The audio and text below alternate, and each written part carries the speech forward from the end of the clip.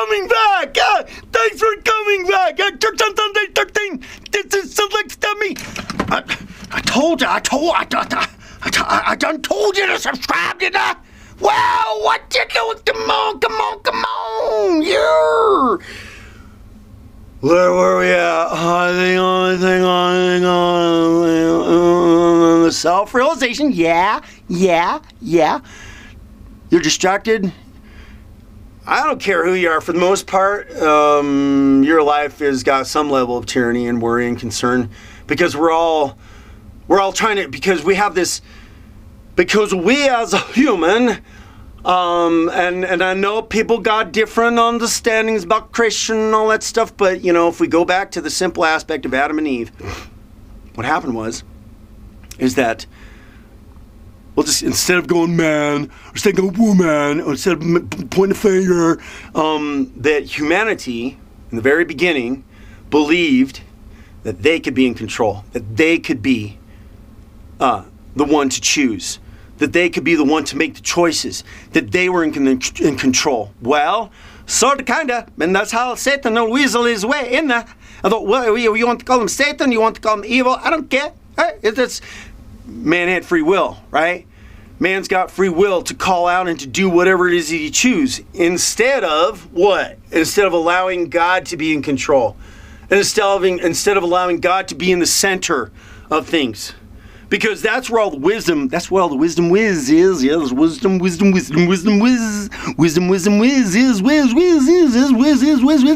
where all the wisdom is.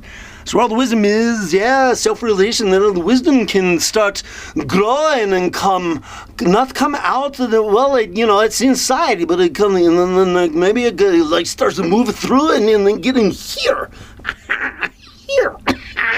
Yeah. Self-realization is kind of like opens the door for wisdom to start to fill you and give you understanding about things that are beyond. Because I tell you, the journey that I went on, and it started out with self-realization. Remember I told you about that little book, is How to Talk to God? Because I wanted to know, how do you? It's like, I got, thank you, God, for this food to bless our bodies. It's deeper. It's much deeper than that, you see. But, the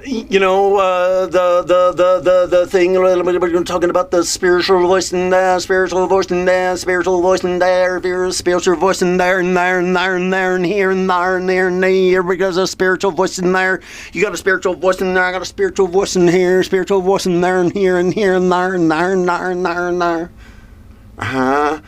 Self-realization, it's like kind of brings up, and then the wisdom starts to come out, and then you understand who you are as a spirit, and the power of the God lives within you, and that God is inside you. Most people think that he's this big guy in the sky with a big long white beard and a magic wand. Woofty poofty. No.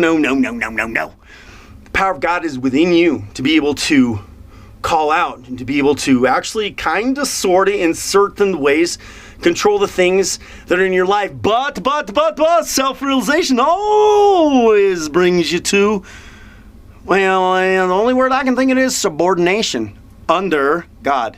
Because when you realize the power of God is within you, but then the power of God is within you, then it kind of like, oh, well, it's his power, but it's in me, so I'm not in control, right?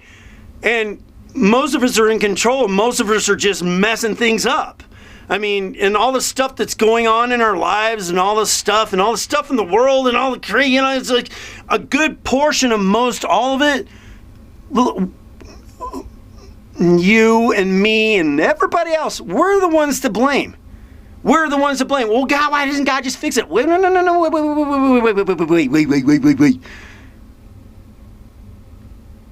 Free will. Free will.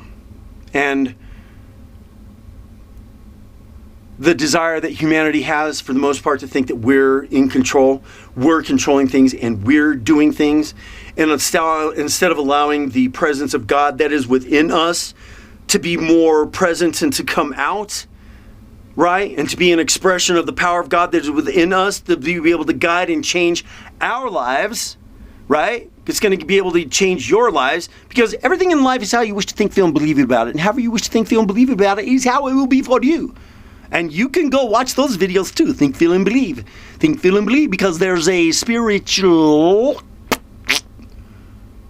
connotation that comes from, God gives man free will. And we are certainly screwing things up. So, there's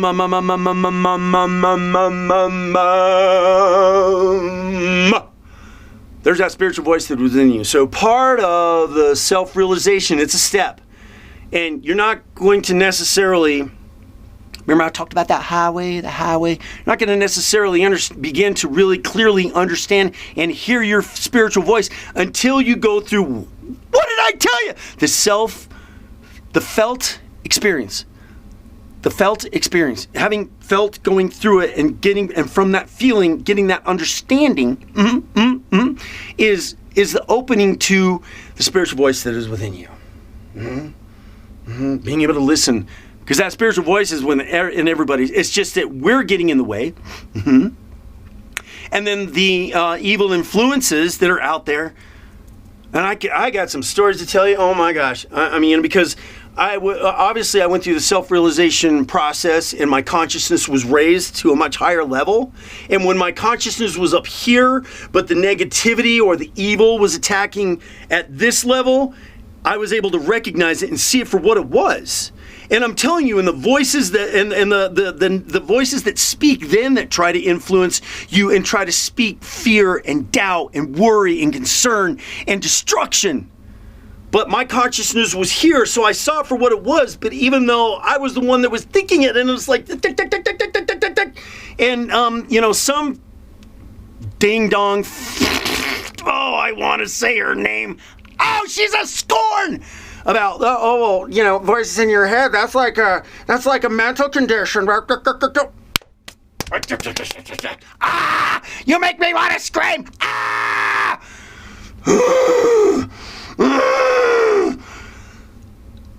The things that get promoted out there, I just don't know. And I'm shaking my head, and oh my gosh. Oh.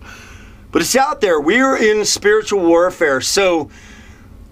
This is really critical and important, because like I told you, we ain't getting more calmer in this world, and I think we got an opportunity to do that, but it's going to take some work, and it's going to take some work in this, getting God back in your life and being consistent with that relationship, yeah, because it's about relationship. Okay.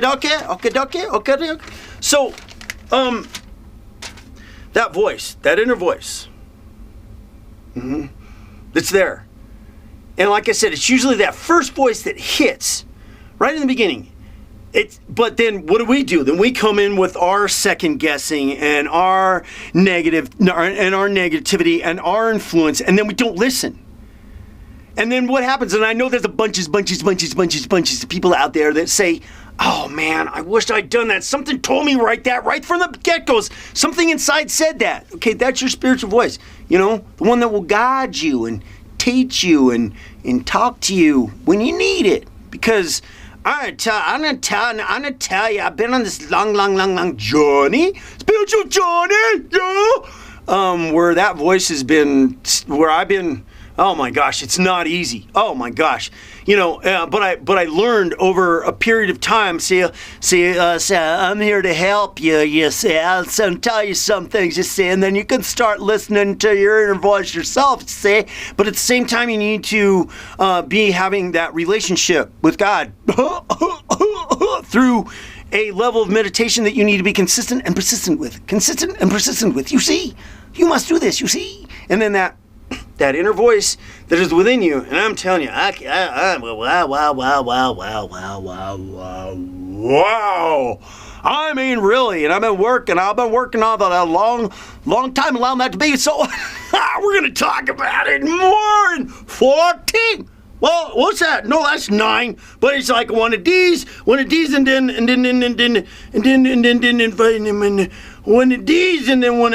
yeah.